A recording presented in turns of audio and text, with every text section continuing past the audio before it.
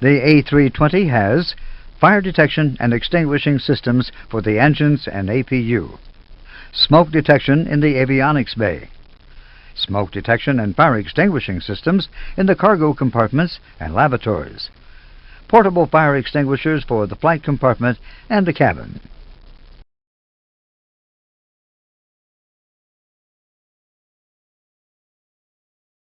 The engines and APU have individual fire detection systems. Each system consists of two identical detection loops, A and B, mounted in parallel, a fire detection unit, FDU,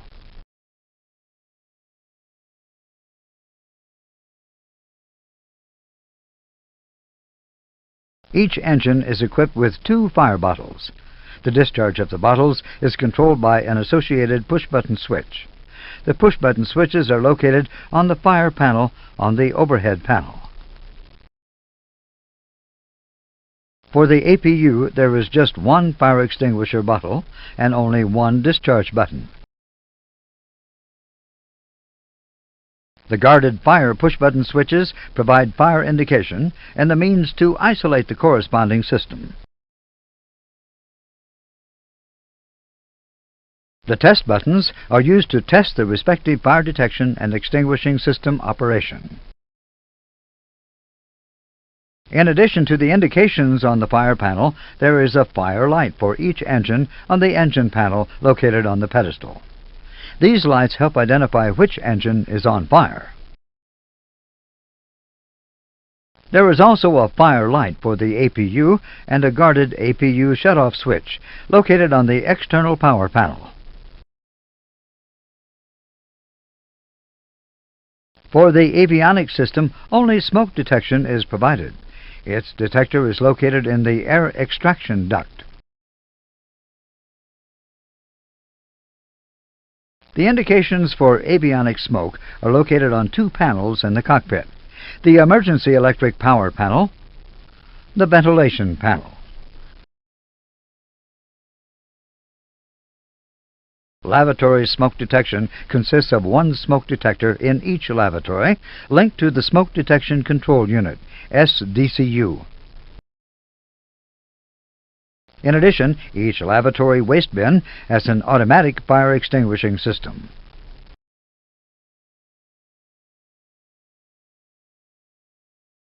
A total of 6 smoke detectors are installed in the cargo compartments. There are 2 detectors in the forward compartment, 4 in the aft compartment. Each detector is linked to one of 2 detection loops.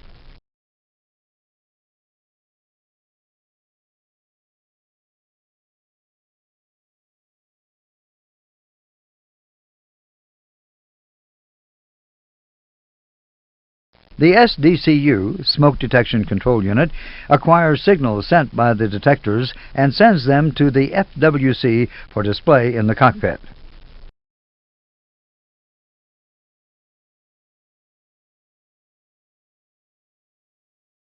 The aft cargo compartment on the A320 only is ventilated and heated for live animal carriage. Hot air is admitted through a trim air valve, and the air is exhausted through an isolation valve. Activation of the smoke detection system causes these valves to close automatically. When activated by the smoke system, they cannot be overridden by the crew.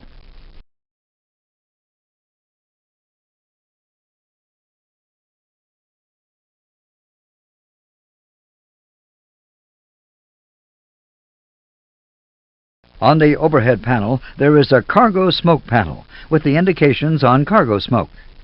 The system consists of the discharge nozzles and 2 fire bottles. The system is controlled through this panel.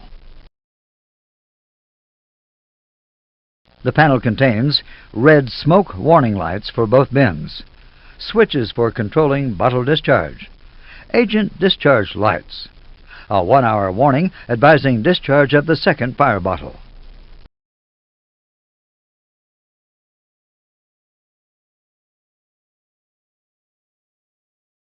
Two guarded discharge toggle switches control the bottles. Each switch position controls one squib, or discharge head, of each bottle.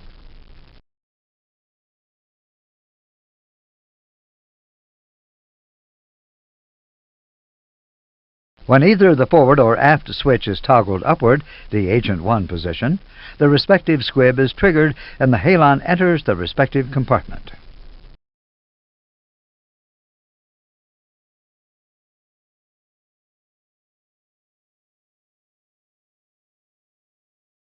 When either the forward or aft switch is toggled downward, the Agent 2 position, the respective squib on bottle number 2 is triggered, and the halon enters the respective compartment.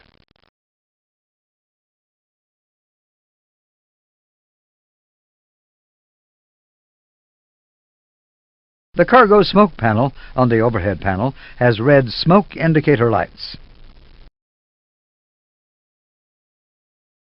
There are 2 guarded discharge switches and 1 fire bottle.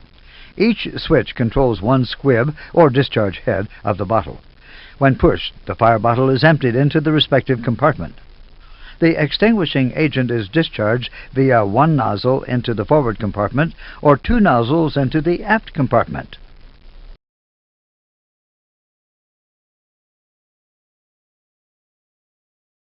Finally, there are portable fire extinguishers in the cockpit and the cabin.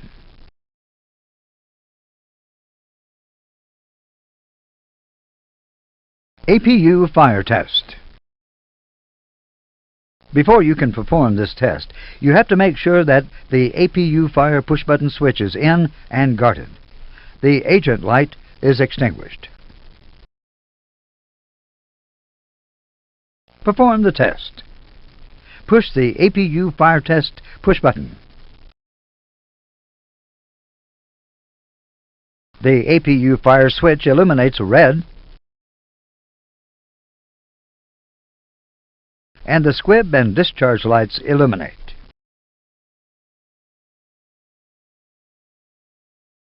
If AC power is available, the master warning lights and an APU fire warning on the ECAM are illuminated, and the continuous repetitive chime, CRC, sounds.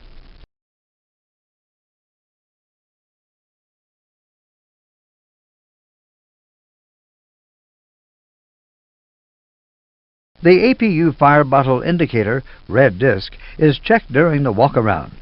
The disc is an indication that the fire bottle has not been discharged. Note, there is no such indication for the engine fire bottles.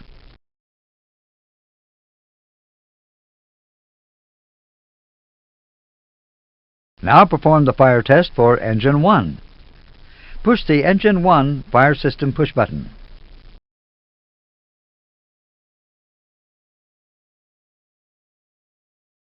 Observe, the Engine 1 fire push-button switch illuminates red. Squib and discharge lights come on. The master warning light illuminates red. The CRC sounds. The Engine 1 fire warning on the ECAM appears, and the fire light on the engine panel illuminates.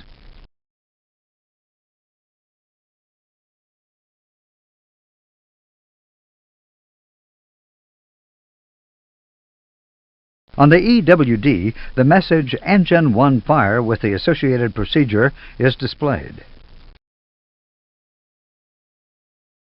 The illuminated fire push-button switch on the fire panel and the fire light on the engine panel confirm this indication.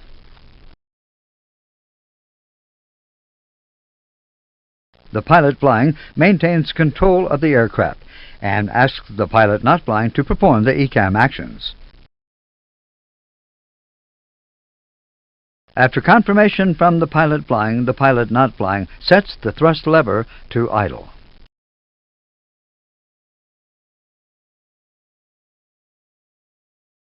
Engine 1 is spooling down. Engine 2 is accelerating to compensate for the thrust loss.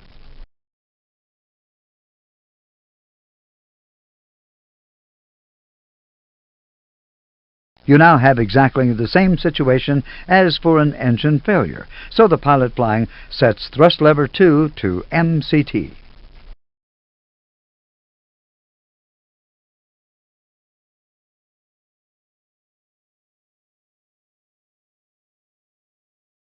Continue ECAM action.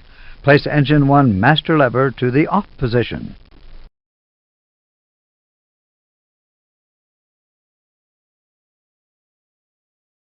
After having switched engine 1 off, the after engine 1 shutdown procedure is shown on the EWD.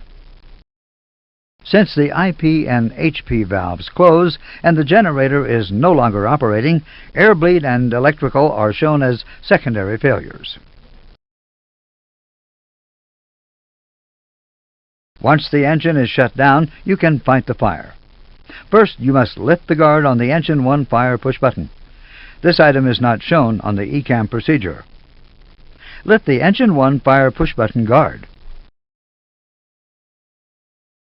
Now, push the engine 1 fire push button switch.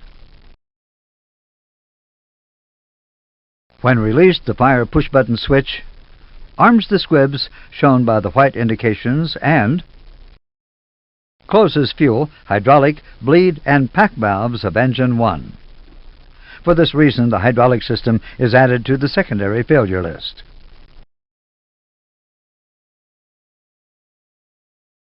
Simultaneously, an automatic countdown is started on the ECAM. This is to allow the engine to further slow down in order to increase the effectiveness of the agent.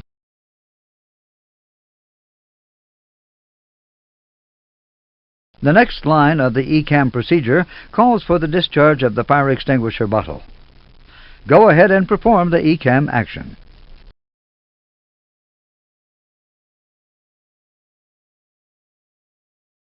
The discharge light illuminates on the Agent 1 push button. This means that the fire extinguisher bottle is depressurized.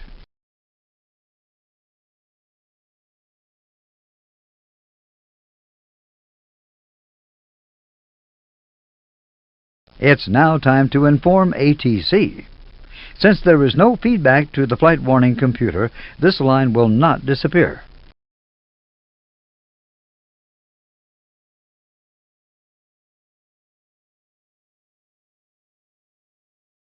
All indications confirm that the fire is still burning. A second countdown now starts. This one is 30 seconds long in order to give the first agent enough response time. If at any time the fire stops, the engine 1 fire message will disappear.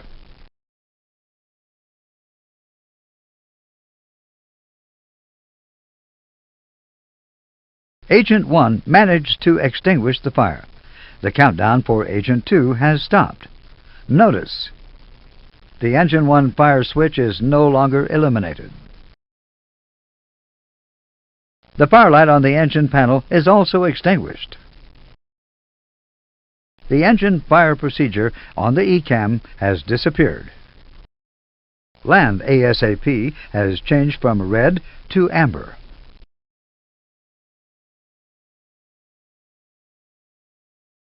Since the next steps are part of different chapters, we will stop here and proceed with the next failure.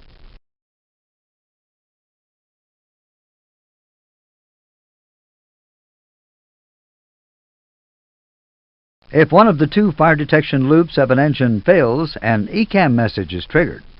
After review and confirmation, clear engine.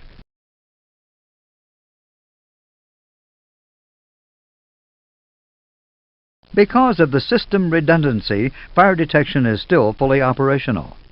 Let's see what happens when you lose the second loop.